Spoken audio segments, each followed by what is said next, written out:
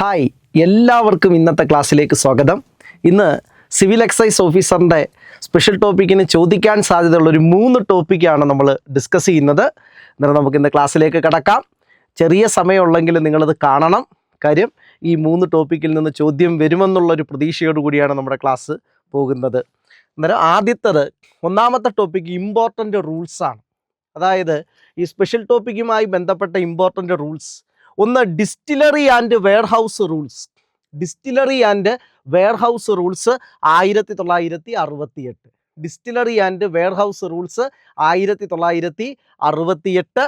Brewery rules 1967. Brewery rules 1967. Rectified spirit rule 1972. Rectified spirit ചട്ടങ്ങൾ, rectified spirit rule 1972. Denatured spirit and methyl alcohol rules 1965. Denatured spirit and methyl alcohol rules 1965. NDPS act 1985. Kerala foreign liquor approval of label, Kerala foreign liquor approval of label rules 2018. എന്നാൽ foreign liquor registration of brand registration foreign liquor rules 1995. Kerala winery rules 1970. Neera rules 2014. COTPA act 2003.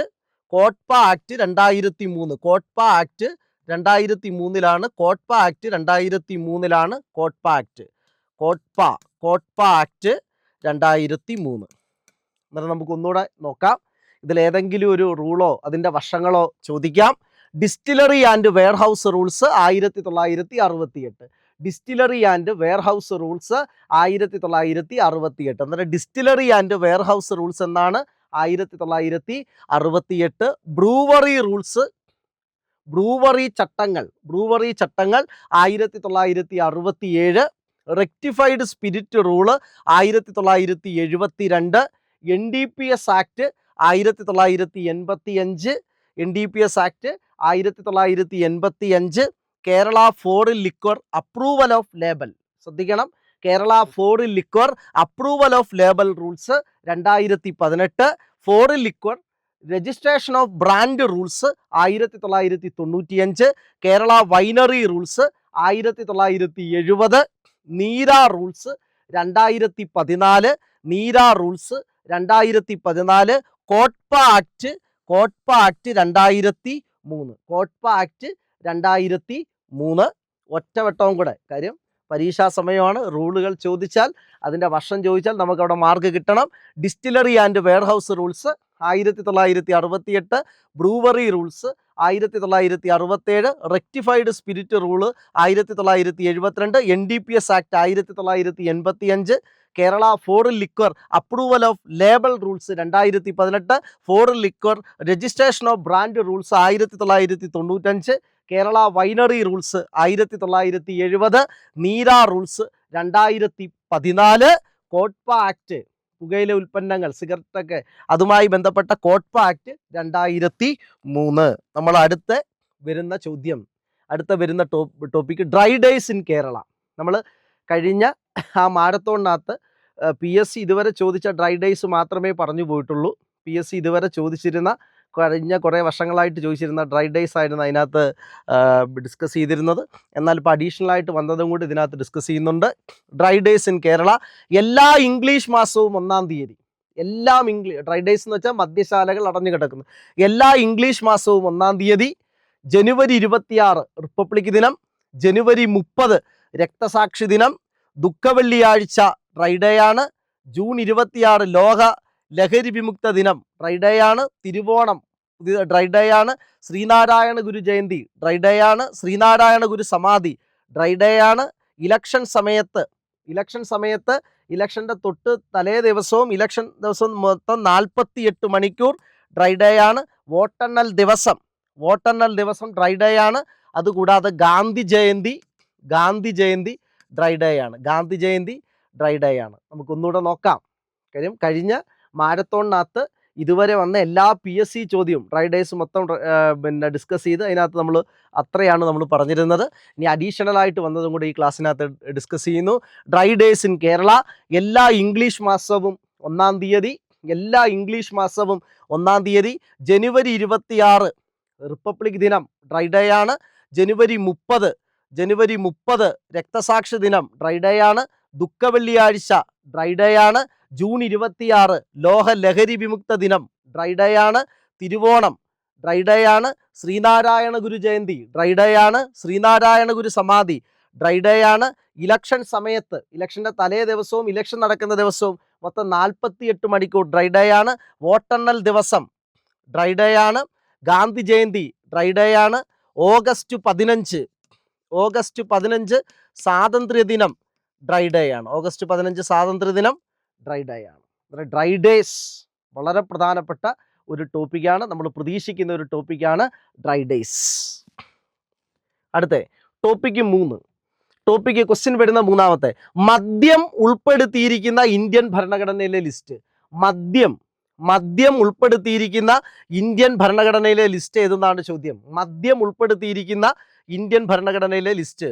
മദ്യത്തിൻ്റെ ഉൽപാദനം, മദ്യത്തിൻ്റെ വിൽപ്പന, മദ്യത്തിൻ്റെ വാങ്ങൽ, മദ്യശാലകളുടെ licence, മദ്യത്തിന് മേലുള്ള നികുതി എന്നിവ തീരുമാനിക്കാനുള്ള അധികാരം സംസ്ഥാന സർക്കാരിനാണ്. അന്നേരം മദ്യം ഉൾപ്പെടുത്തിയിരിക്കുന്ന ലിസ്റ്റ് സ്റ്റേറ്റ് ലിസ്റ്റാണ്. നമ്മൾ ശ്രദ്ധിക്കണം. ടോപ്പിക്ക് 3-ാമത്തെ ടോപ്പിക്ക് മദ്യം ഉൾപ്പെടുത്തിയിരിക്കുന്ന ഇന്ത്യൻ ഭരണഘടനയിലെ ലിസ്റ്റാണ് ചോദ്യം. മദ്യം ഉൾപ്പെടുത്തിയിരിക്കുന്ന ഇന്ത്യൻ ഭരണഘടനയിലെ ലിസ്റ്റ്. മദ്യത്തിൻ്റെ ഉൽപാദനം, മദ്യത്തിൻ്റെ വിൽപ്പന, മദ്യത്തിൻ്റെ വാങ്ങൽ, മദ്യശാലകളുടെ ലൈസൻസ്, മദ്യത്തിന് മേലുള്ള നികുതി എന്നിവ തീരുമാനിക്കാനുള്ള അധികാരം സംസ്ഥാന സർക്കാരിനാണ്. എന്നാൽ ക്വസ്റ്റ്യൻ വരികയാണ്, trade and commerce of industrial alcohol. Trade and commerce of industrial alcohol, വ്യാവസായിക ആൽക്കഹോളിൻ്റെ വ്യാപാരം ഏത് ലിസ്റ്റിലാണെന്ന് ചോദിച്ചാൽ കൺകറന്റ് ലിസ്റ്റിലാണ്. അവിടെ ശ്രദ്ധിച്ചോണം, കൺകറന്റ് ലിസ്റ്റിലാണ്. അതായത് മദ്യം ഉൾപ്പെടുത്തിയിരിക്കുന്ന ഇന്ത്യൻ ഭരണഘടനയിലെ ലിസ്റ്റ് സ്റ്റേറ്റ് ലിസ്റ്റ്. അതിൽ മദ്യത്തിൻ്റെ ഉൽപാദനം, വിൽപ്പന, വാങ്ങൽ, മദ്യശാലകളുടെ ലൈസൻസ്, മദ്യത്തിന് മേലുള്ള നികുതി എന്നിവ തീരുമാനിക്കാനുള്ള അധികാരം സംസ്ഥാന സർക്കാരിനാണെന്ന് പറയുന്നു. എന്നാൽ trade and commerce of industrial alcohol എന്നാണ് ചോദ്യമെങ്കിൽ, അത് കൺകറന്റ് ലിസ്റ്റിൽ ഉൾപ്പെടുന്നു. അന്നേരം അതിനെക്കുറിച്ച് ഒരു ചെറിയൊരു ഇൻട്രൊഡക്ഷൻ കൂടെ. 7th ഷെഡ്യൂളിലാണല്ലോ 3 ലിസ്റ്റുകളെ കുറിച്ച് പ്രതിപാദിക്കുന്നത്. ചെറുതായിട്ടൊന്ന് പറഞ്ഞു പോകുന്നതേ ഉള്ളൂ. 7th ഷെഡ്യൂളിൽ 3 ലിസ്റ്റുകളെ കുറിച്ച് പ്രതിപാദിക്കുന്നു. അതിൽ യൂണിയൻ ലിസ്റ്റ്, കേന്ദ്രത്തിന് നിയമം നിർമ്മിക്കാൻ അധികാരമുള്ള ലിസ്റ്റ്, യൂണിയൻ ലിസ്റ്റ്. അതിനകത്ത് വരുന്നത് പ്രതിരോധം, ആണവോർജം, വിദേശകാര്യം, റെയിൽവേ, ബാങ്കിങ്, ഇൻഷുറൻസ്, പൗരത്വം, കറൻസി, അന്തർ സംസ്ഥാന വ്യാപാരം, സിനിമ മുതലായവ. അന്നേരം മദ്യത്തിൽ നിന്നാണ് നമുക്ക് ഈ ഒരു ടോപ്പിക്ക് കിട്ടാം. ചിലപ്പോൾ 7th ഷെഡ്യൂളിലും കൂടെ ചോദിക്കാം. 7th ഷെഡ്യൂളിൽ 3 തരത്തിലുള്ള ലിസ്റ്റുകളെ കുറിച്ച് പ്രതിപാദിക്കുന്നു. ഒന്ന് യൂണിയൻ ലിസ്റ്റ്, കേന്ദ്രത്തിന് നിയമം നിർമ്മിക്കാൻ അധികാരമുള്ളത് യൂണിയൻ ലിസ്റ്റ്. അതിനകത്ത് വരുന്ന പ്രധാനപ്പെട്ട ഇനങ്ങൾ: 1 പ്രതിരോധം, 2 ആണവോർജം, 3 വിദേശകാര്യം, 4 റെയിൽവേ, 5 ബാങ്കിങ്, 6 ഇൻഷുറൻസ്, 7 പൗരത്വം, 8 കറൻസി. അതുകൊണ്ടാണ് 2016 പ്രധാനമന്ത്രി നോട്ട് പിൻവലിച്ചത്, 500,000 നോട്ടുകളൊക്കെ പിൻവലിച്ചത്. കാര്യം കറൻസി യൂണിയൻ ലിസ്റ്റിലാണ്. 2016 നവംബർ 8-ന് 500,000 നോട്ടുകൾ പിൻവലിച്ചു. അതിനു മുമ്പ് സ്വതന്ത്ര ഇന്ത്യയിൽ നോട്ട് നിരോധനം നടന്നത് 1978-ലാണ്. മൊറാർജി ദേശായി സർക്കാരിൻ്റെ സമയത്ത്. അന്ന് 5,000, 10,000 നോട്ടുകളാണ് 1000, 10,000 നോട്ടുകളാണ് 1978-ൽ പിൻവലിച്ചത്. അന്നേരം സ്വതന്ത്ര ഇന്ത്യയിലെ ആദ്യ നോട്ട് നിരോധനം, ബ്രിട്ടീഷ് ഇന്ത്യയിലെ 1946-ലായിരുന്നു ആദ്യ നോട്ട് നിരോധനം. സ്വതന്ത്ര ഇന്ത്യയിലെ ആദ്യ നോട്ട് നിരോധനം 1978 മൊറാർജി ദേശായി പ്രധാനമന്ത്രിയായിരുന്ന സമയത്ത് 1000, 5000, 10,000 നോട്ടുകൾ പിൻവലിച്ചു. എന്നാൽ സ്വതന്ത്ര ഇന്ത്യയിലെ രണ്ടാമത്തെ നോട്ട് നിരോധനം 2016 നവംബർ 8-ന് അന്ന് നരേന്ദ്രമോദി പ്രധാനമന്ത്രി, അരുൺ ജെയ്റ്റ്ലി ധനകാര്യമന്ത്രി 500,000 നോട്ടുകൾ പിൻവലിച്ചു. കാരണം കറൻസി എന്നത് യൂണിയൻ ലിസ്റ്റിലെ ഐറ്റമാണ്. അടുത്ത അന്തർ സംസ്ഥാന വ്യാപാരം പറയുന്നത് യൂണി ലിസ്റ്റിലാണ്. ഇനി സ്റ്റേറ്റ് ലിസ്റ്റിൽ വരുന്ന പ്രധാനപ്പെട്ട ഐറ്റംസ് ഒന്ന് പോലീസ്, ക്രമസമാധാനം, തദ്ദേശ സ്വയംഭരണം, പൊതുജനാരോഗ്യം, ഭൂമി, കൃഷി, മത്സ്യബന്ധനം, വാതുവെപ്പ്, ചൂതാട്ടം. പോലീസ്, ക്രമസമാധാനം, തദ്ദേശ സ്വയംഭരണം, പൊതുജനാരോഗ്യം, ഭൂമി, കൃഷി, മത്സ്യബന്ധനം, വാതുവെപ്പ്, ചൂതാട്ടം. ഇനി കൺകറന്റ് ലിസ്റ്റിൽ കേന്ദ്രത്തിനും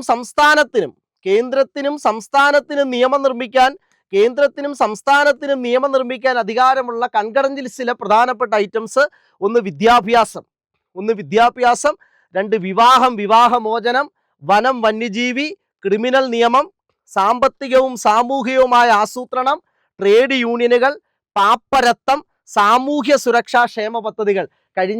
കഴിഞ്ഞ മാസം നടന്ന PSC പരീക്ഷയ്ക്ക് ചോദിച്ചിട്ടില്ലേ, സാമൂഹ്യ സുരക്ഷാ പദ്ധതികൾ ഏത് ലിസ്റ്റിലാണെന്ന് ചോദിച്ചിട്ടില്ലേ? Answer concurrent list. ഇത് കഴിഞ്ഞ മാസം നടന്ന PSC പരീക്ഷയിലെ ചോദ്യമാണ്. അതായത് കൺകറന്റ് ലിസ്റ്റിൽ വരുന്നത് കേന്ദ്രത്തിനും സംസ്ഥാനത്തിനും നിയമം നിർമ്മിക്കാൻ അധികാരമുണ്ട്. വിദ്യാഭ്യാസം, വിവാഹമോചനം, വനം വന്യജീവി, ക്രിമിനൽ നിയമം, സാമ്പത്തികവും സാമൂഹികവുമായ ആസൂത്രണം, ട്രേഡ് യൂണിയനുകൾ, പാപ്പരത്തം, സാമൂഹ്യ സുരക്ഷാ ക്ഷേമ പദ്ധതികൾ. വിദ്യാഭ്യാസം, വിവാഹമോചനം, വനം വന്യജീവി, ക്രിമിനൽ നിയമം, സാമ്പത്തികവും സാമൂഹികവുമായ ആസൂത്രണം, ട്രേഡ് യൂണിയനുകൾ, പാപ്പരത്തം, സാമൂഹ്യ സുരക്ഷാ ക്ഷേമ പദ്ധതികൾ. ഈ സാമൂഹ്യ സുരക്ഷാ ക്ഷേമ പദ്ധതികളാണ് റീസെന്റ് ആയിട്ട് വന്ന PSC ചോദ്യം കൺകറന്റ് ലിസ്റ്റിൽ. ഇനി ഈ മൂന്ന് ലിസ്റ്റിലും പെടാത്തത് റെസിഡുവറി അധികാരമാണ്. കേന്ദ്രത്തിന്റെ റെസിഡുവറി ലിസ്റ്റിൽ ഉൾപ്പെടുന്നു. ഉദാഹരണം സൈബർ ലോ, ഡിജിറ്റൽ കറൻസി അല്ലെങ്കിൽ ക്രിപ്റ്റോ കറൻസി, ബഹിരാകാശ പരിവേഷണം, AI ആർട്ടിഫിഷ്യൽ ഇന്റലിജൻസ് എന്നിവ ഈ മൂന്ന് ലിസ്റ്റിലും പെടാത്ത കാര്യങ്ങളെല്ലാം റെസിഡുവറി ലിസ്റ്റിൽ പെടുന്നു. അതിൽ പൂർണ്ണമായും നിയമം നിർമ്മിക്കാനുള്ള അധികാരം ഇന്ത്യൻ പാർലമെന്റിനാണ്, കേന്ദ്രത്തിനാണ്.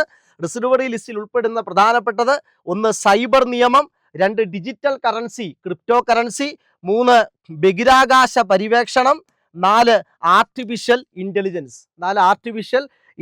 അന്നേരം ഈ ടോപ്പിക്കിൽ നിന്ന് വന്ന ചോദ്യം നമുക്ക് ഒന്നുകൂടെ നോക്കാം. മദ്യം ഉൾപ്പെടുത്തിയിരിക്കുന്ന ഇന്ത്യൻ ഭരണഘടനയിലെ ലിസ്റ്റ്. Answer state list. മദ്യത്തിന്റെ ഉൽപാദനം, വിൽപ്പന, വാങ്ങൽ, മദ്യശാലകളുടെ ലൈസൻസ്, മദ്യത്തിന് മേലുള്ള നികുതി എന്നിവ തീരുമാനിക്കാനുള്ള അധികാരം സംസ്ഥാന സർക്കാരിനാണ്. എന്നാൽ trade and commerce of industrial alcohol എന്നാണ് ചോദ്യമെങ്കിൽ അത് കൺകറന്റ് ലിസ്റ്റിലാണ് ഉൾപ്പെടുന്നത്. ഇന്നത്തെ ഈ ഒരു ചെറിയ വീഡിയോയിൽ ചോദിക്കാൻ സാധ്യതയുള്ള ഒരു 3 ടോപ്പിക്കും കൂടി ഉൾപ്പെടുത്തി. കഴിഞ്ഞ ടോപ്പിക്കിൽ നമ്മൾ പ്രീവിയസ് ക്വസ്റ്റിനെ ബേസ് ചെയ്തുകൊണ്ടായിരുന്നു നമ്മൾ കഴിഞ്ഞ മാരത്തോൺ പോയത്. അന്നേരം അതിനകത്ത് 2-3 ഡ്രൈ ഡേ വിട്ടുപോയി. അതും കൂടി ഇന്നത്തെ ടോപ്പിക്കിൽ ഉൾപ്പെടുത്തിയിട്ടുണ്ട്. അന്നേരം എല്ലാവരും നന്നായി പഠിച്ച് പരീക്ഷ എഴുതുക. നിങ്ങൾക്ക് പരീക്ഷ കഴിഞ്ഞിട്ട് നിങ്ങളുടെ അഭിപ്രായങ്ങളൊക്കെ അറിയിക്കുക. അന്നേരം ഓക്കെ, താങ്ക് യു.